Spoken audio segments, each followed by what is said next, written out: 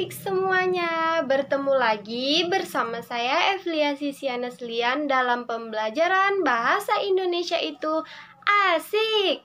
Adik-adik semua apa kabar? Alhamdulillah semuanya baik ya.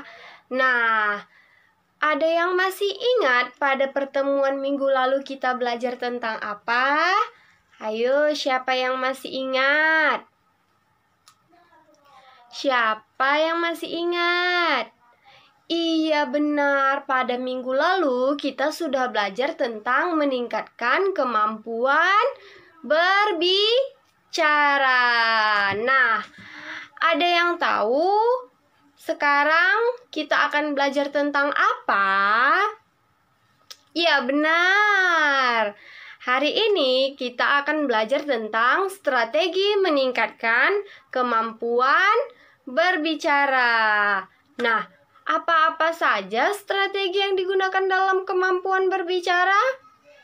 Nah, sebelum kita mempelajari apa itu strategi yang digunakan untuk meningkatkan kemampuan berbicara, kita terlebih dahulu memahami apa itu strategi.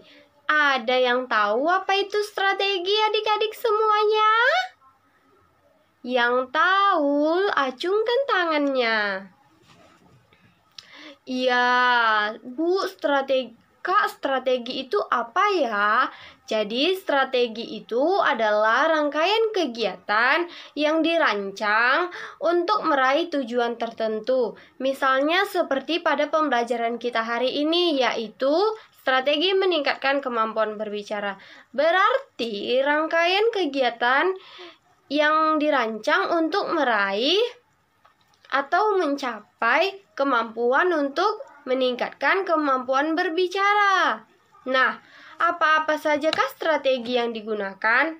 Namun, sebelum kita mempelajari strateginya, ada beberapa hal yang harus diperhatikan dalam meningkatkan kemampuan berbicara. Apa-apa saja, Kak? Yang pertama itu ada menggunakan banyak kata-kata atau tidak langsung to the point.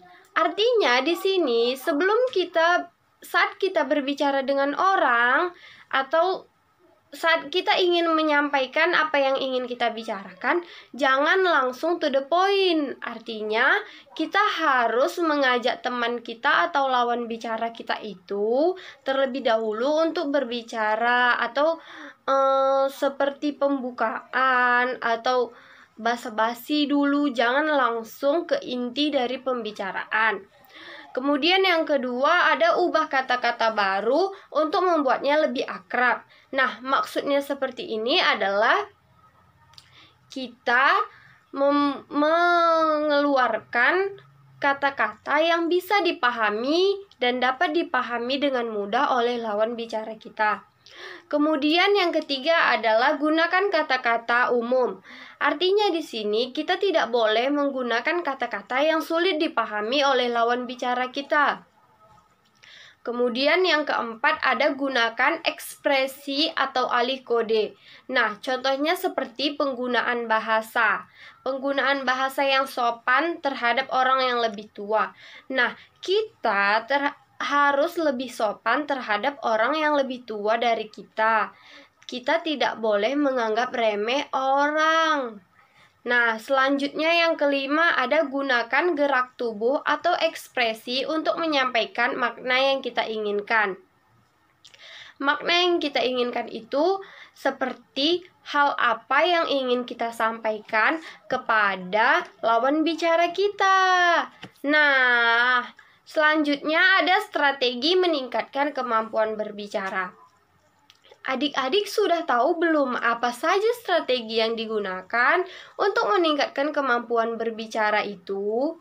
Nah, ada beberapa strategi yang digunakan untuk meningkatkan kemampuan berbicara. Yang pertama itu ada strategi simulasi. Apa sih yang dimaksud dengan strategi simulasi? Ada yang tahu? Oke, kakak jelasin ya. Jadi, strategi simulasi atau game simulasi adalah permainan meniru atau berpura-pura. Nah, di sini kita meniru sesuatu dan berpura-pura menjadi sesuatu. Misalnya saat bermain kancil dan kucing, ada yang berperan sebagai kancil dan ada yang berperan sebagai kucing. Nah, permainan simulasi ini digunakan untuk menggambarkan atau mendeskripsikan model sistem sosial dan fisik yang disederhanakan dari kenyataannya. Nah, yang kedua ada dongeng. Apa sih dongeng itu? Siapa di sini yang udah pernah baca dongeng? Atau siapa di sini yang setiap malam dibacain dongeng sama ibunya sebelum tidur? Nah, kakak jelasin ya. Dongeng di sini adalah cerita pendek kolektif dari sastra lisan. Nah, pada pertemuan selanjutnya, kakak akan menceritakan sebuah dongeng kepada kalian. Siapa di sini yang suka dongeng? Nah, minggu depan kakak akan menceritakan sebuah cerita dongeng pada kalian. Nah, namun setelah kakak menceritakan dongeng itu, kemudian kalian satu persatu kakak harapkan maju ke depan untuk menceritakan kembali apa yang kakak ceritakan dengan bahasa kalian sendiri. Siap ya adik-adik? Jangan lupa. Nah, strategi yang ketiga ada strategi role playing atau bermain peran. Ada yang tahu strategi bermain peran itu seperti apa? Nah, strategi bermain peran merupakan salah satu aktivitas drama yang di dalamnya terdapat aktivitas berbicara. Aktivitas tersebut mencakup lafal, intonasi, jeda, aksentuasi, atau tekanan yang jelas. Kemudian, penggunaan bahasa yang baik serta pengorganisasian ide yang terstruktur. Artinya, ketika bermain peran, aspek tersebut secara otomatis akan dipergunakan. Selanjutnya yang keempat ada cerita berantai. Adik-adik tahu tidak apa itu cerita berantai? Ada yang tahu apa itu cerita berantai? Nah, cerita berantai ini adalah teknik cerita berantai bisa dimulai dari seorang siswa yang menerima informasi dari guru. Kemudian, siswa yang menerima bisikan informasi dari guru tadi menyampaikan informasi itu kepada temannya. Nah, teman yang telah menerima bisikan dari temannya tadi membisikkan kembali kepada teman yang lain, begitulah seterusnya. Kemudian pada akhir kegiatan akan dievaluasi siswa mana yang menerima informasi benar dan salah. Siswa yang salah menerima informasi tentu akan salah pula menyampaikan informasi kepada orang lain. Sebaliknya, bisa saja terjadi informasi yang diterima oleh siswa itu benar, tapi mereka keliru menyampaikan kepada teman yang lainnya. Kemudian yang kelima ada strategi pemodelan. Strategi pemodelan itu seperti apa ya adik-adik? Nah, strategi pemodelan ini memberikan kesempatan kepada siswa untuk mempraktikkan kemampuan bahasa Indonesia mereka melalui demonstrasi. Nah, hasil demonstrasi tersebut kemudian diterapkan dalam kehidupan sehari-hari di sekolah, yaitu siswa dibagi menjadi beberapa kelompok dan ditentukan bahwa siswa biasanya bertemu di mana, di luar kelas dan di dalam kelas. Beberapa situasi umum yang baik dan benar, dan siswa akan berdemonstrasi satu persatu sambil berbicara bahasa Indonesia. Nah, yang keenam ada teknik beritahu saya apa yang Anda lihat atau disebut juga dengan tell me what you see. Oke, apa sih itu, Kak? Nah, teknik beritahu saya apa yang Anda lihat ini merupakan teknik mengajar yang dapat menumbuhkan kemampuan siswa dalam berbicara. Teknik ini lebih menekankan kepada keaktifan siswa untuk menggali dan mengekspresikan imajinasi dan pikirannya terhadap objek yang dia lihat.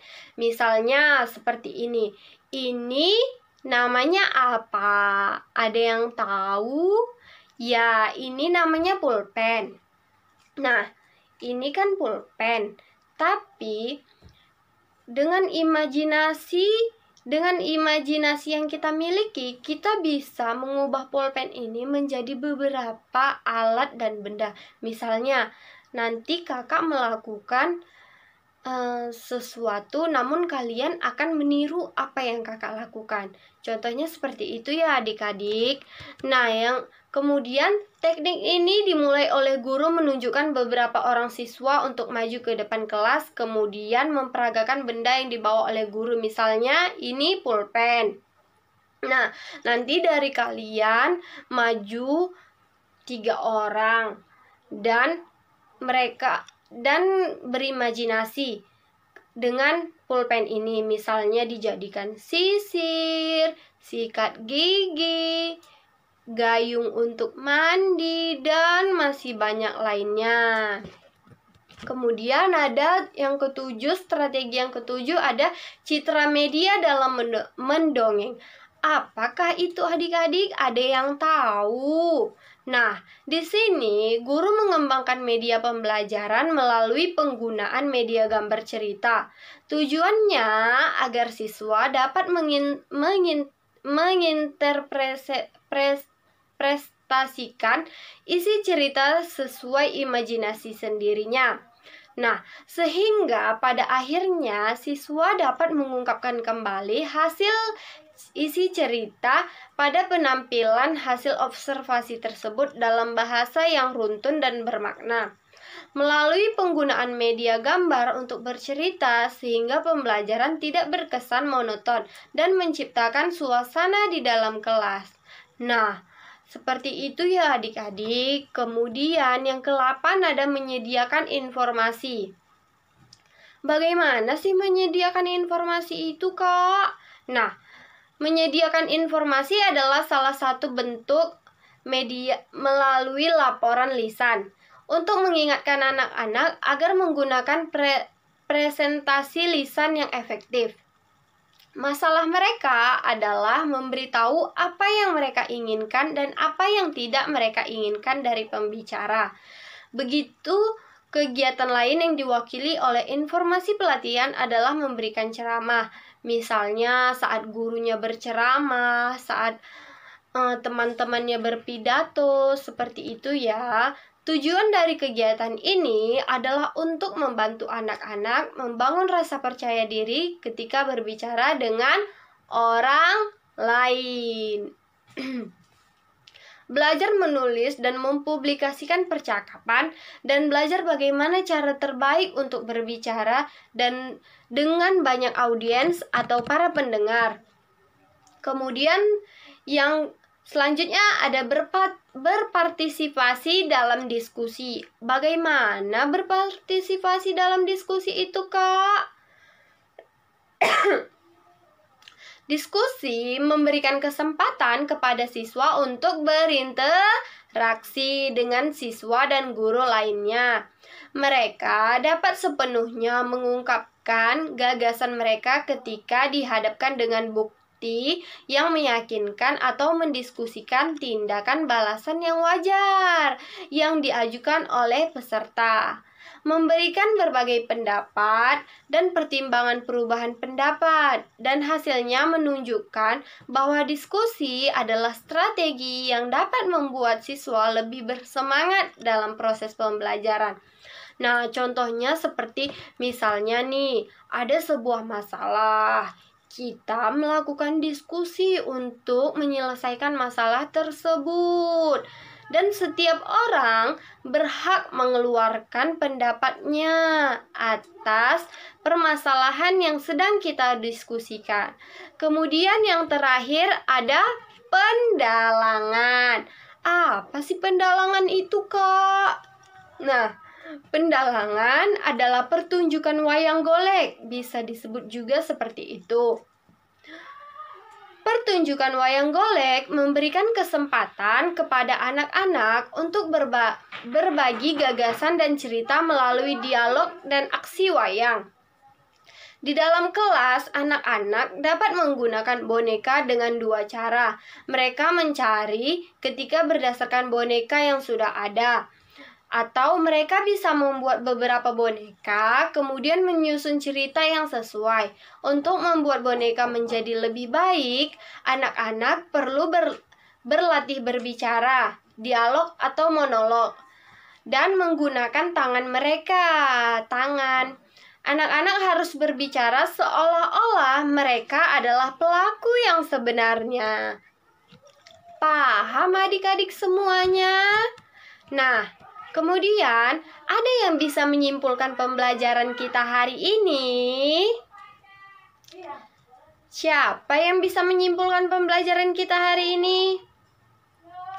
Jadi, kesimpulan dari pembelajaran hari ini adalah berbicara adalah suatu keterampilan. Jika tidak terus berlatih, maka keterampilan tidak akan berkembang. Oleh karena itu, kalian tidak dapat menguasai keterampilan dengan keterampilan berbicara tanpa adanya pelatihan. Jika kalian selalu melatih keterampilan berbicara kalian, pastilah keterampilan berbicara kalian akan dapat berkembang dengan baik. Namun, jika kalian ragu-ragu, pasti kemampuan kalian tidak akan berkembang.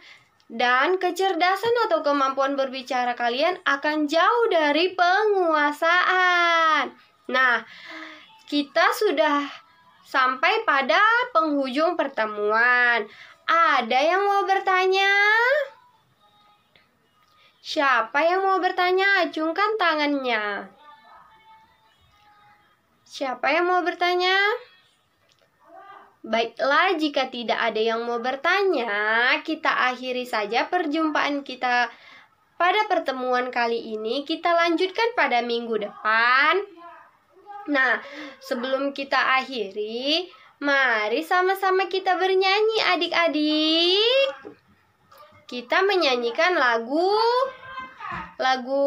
siapa yang mau?